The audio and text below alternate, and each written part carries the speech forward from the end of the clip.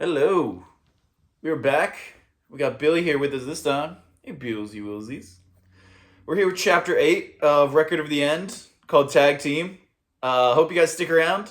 Hope you're enjoying it, having a good time. Let's dive right on into it, I suppose. Chapter 8 Tag Team. As they drove to the Appalachian Mountains, the gang got to know their two new members. Zoe had been studying at Northwestern, and Billy had never been outside of West Virginia. Zoe explained how she and Billy knew each other from when her sister had dated Billy in high school. He started up with her nickname Little Zoe for her during that time. Alona spent time developing codes and working with Quinn to contact any Army divisions they could. Everyone took shifts driving. At one point, when Alona moved to the driver's seat, Riley hopped in the passenger seat. He used his time as her co-pilot to, for the first time since meeting her, break her focus and let out a laugh. After a sarcastic boast back to Rachel that got a reaction from all in the car, Alona burst out laughing before quickly trying to rein it back in. Her sudden outburst silenced everyone before they too burst out laughing, and Alona finally joined in. News was scarce as they traveled. The updated news they received had more details than 2 days before. They learned the army had begun to rejoin and to move by securing new camps, defending a few bases and beginning counterattacks in most major cities. Stories of local militias crossed the airways, although these news were not all of a positive nature.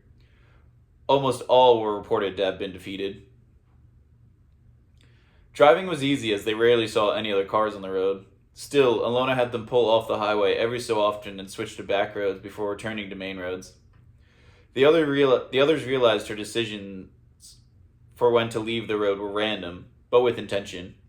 It made traveling slow and sometimes seem pointless when they hadn't even seen another car since the last time they had left the main road.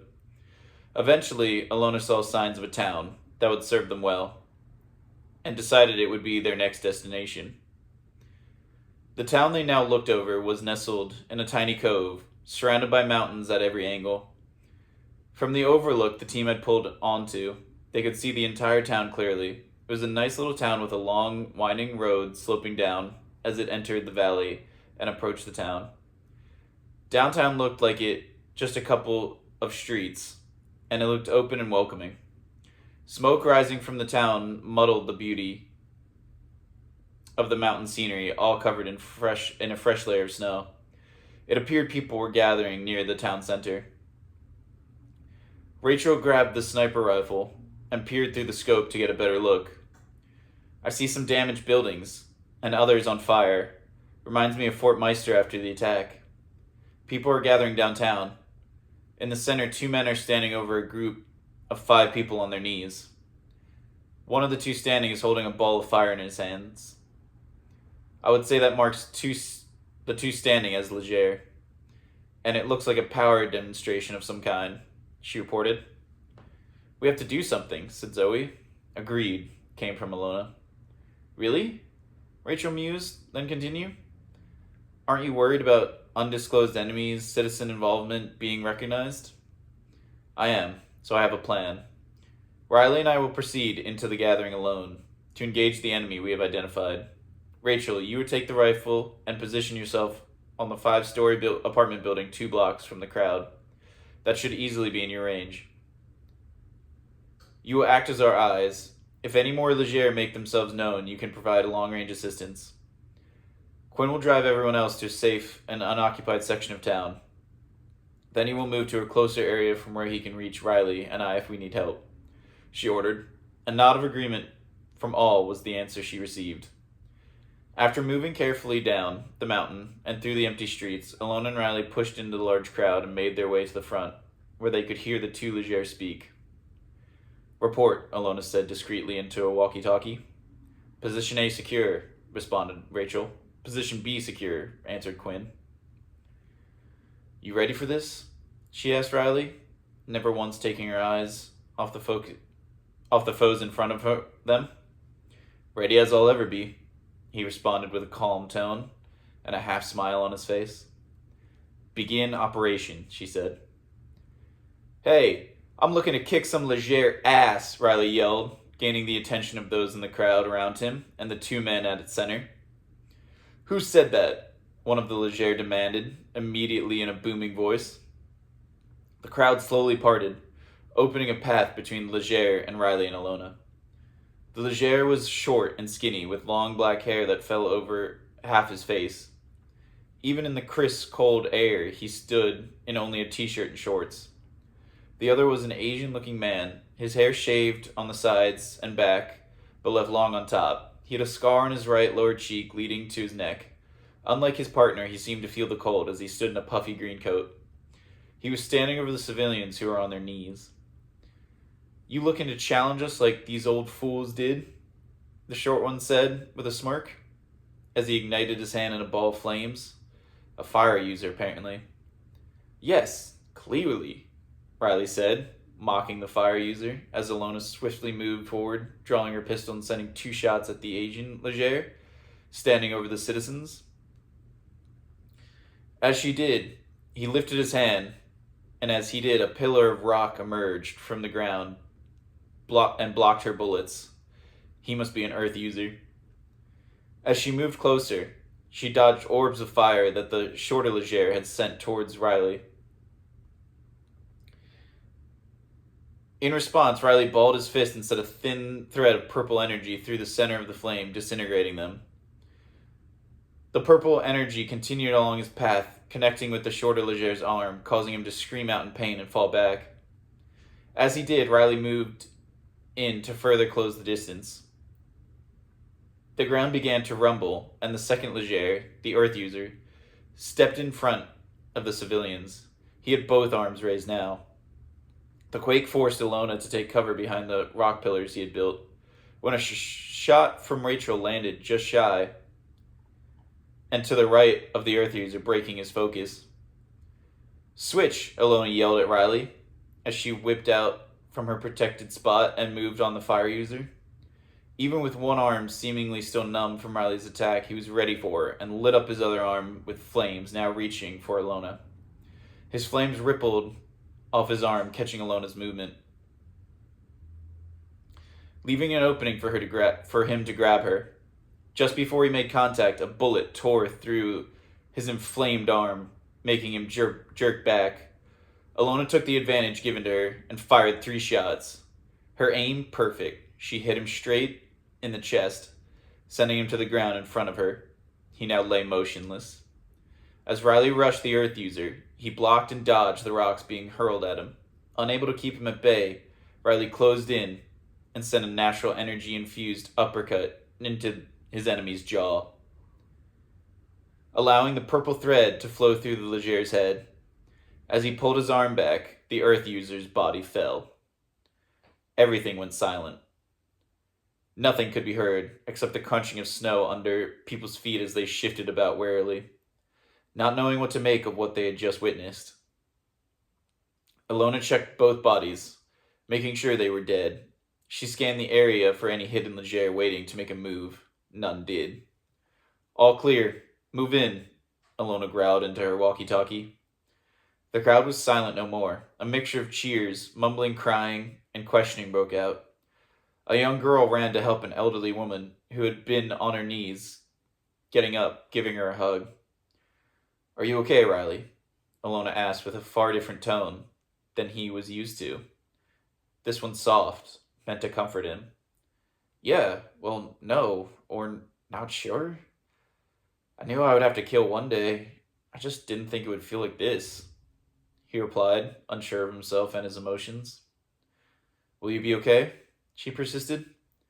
Yeah, I will. I have to be, he answered, not meeting her inquisitive eyes. Thank you. You saved their lives, said the girl who had come forward to help those on their knees. Oh, no problem, Riley awkwardly responded. Just doing our duty, Alona corrected him. Who are you? She asked, curious to know who had saved them. An independent unit of the United States Army, Alona replied shortly, as always never giving more information than necessary. What about you, boy? The elderly woman asked Riley harshly with a glare that saw right through him. I'm just a regular guy who happens to be able to use the same powers they can, Riley said with a joyous tone, ignoring the fear and anger the question had been posed with. You can? The girl, who seemed to be in her early 20s, exclaimed, moving directly in front of Riley, bringing them face to face. At that moment, Quinn brought the car slowly forward through the crowd. Everyone else was already in the car except Rachel, who could be heard yelling somewhere nearby. When the girl moved closer to him, Riley noticed she had curly brown hair under her beanie. She looked directly at him with her hazel eyes that almost seemed to glow against her pale skin. Her features were soft and round, and Riley had to look down a few inches to meet her gaze. She wore a huge gray sweater and black leggings. If you have these powers, can you help me? Please? She questioned. Sure. If I can, Riley said, puzzled and in need of some more information on what exactly she needed help with. Right. Silly me. My name is Victoria, she informed him. Hi, my name's Riley. What exactly happened here and what can I do to help you? When the attacks began, we thought we were safe because we were secluded and we didn't think anyone was coming. That was until people we knew as neighbors and friends, like those two, she said, pointing at the two now dead Legere, made it known they weren't one of us. They started killing people and destroying the city. This went on for about a couple of days before Miss Winstead publicly accused them of murder, and a small group of citizens decided to fight back. Unfortunately, they were no match for the two imposters. Those who did survive were split into two groups. One group they took with them when they left. The other group were to be killed as an example of defying them. The group that you saved, explained Victoria. That's awful, Rachel said, now back with the group. So how can we help you? Asked Riley. The group they took had my brother in it, along with 12 others. She responded with tears rising in her eyes. I'm sorry to hear that, but we cannot help you. We are simply passing through and have to get moving, Alona interrupted. What? The group yelled at her in unison. We don't know anything about her. She just admitted Legere could be hiding among us. We also don't have the time or the ability to search for her brother and the others. We struggled fighting two of them. I wish it was possible to help, but right now, for the safety of this unit and our objective, I cannot allow it, Alona persisted. If you're insinuating that this girl and her brother could be imposters, I promise you you're mistaken, the old woman began. The two of them moved here years ago, becoming a great addition to this community. Her brother nearly died fighting against them. They are good people, she finished. Please, he's my only family. If you can't go looking for them, then let me come with you, and if there's a chance arises, I'll risk my own life to save him and the others, Victoria directed at Alona. When she did, Alona looked towards Riley, who just gave her nod. I won't budge, she said to Riley. I'm not arguing with you, he said, raising his arms in defense, but how about we let the group decide? Fine, Alona said begrudgingly. Almost at once, the group unanimously voted her in, and with that, Alona welcomed Victoria into the group. She also decided that they had to move quickly and leave this city in case the Legere returned in greater numbers. Quinn took Victoria home to pick up some things and to say goodbye. Zoe provided some immediate aid to those who needed it. Before long, everyone was crammed in the car again and on the road, unaware of the battle that they were heading straight into. All right, that was Tag Team, named after the little tag team duo Riley and Alona put on. I think Billy had a good time reading that story, put her right to sleep as it should. Hope you guys enjoyed. Hope you like and subscribe. Keep following along for more as we get more into Record of the End. Things are really heating up. Some battles coming. And next chapter, one of the biggest battles of the war, breaks out. See you next time. Bye.